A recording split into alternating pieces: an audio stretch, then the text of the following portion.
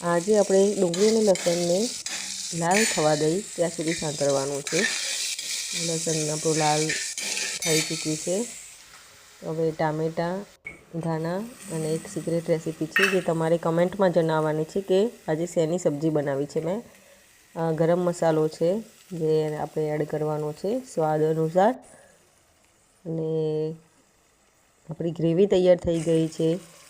હવે આપણે આ સિક્રેટ રેસીપી એડ કરી દીધેલી છે જે તમે કમેન્ટમાં જરૂરથી જણાવજો, સ્કીપ નહીં કરતા।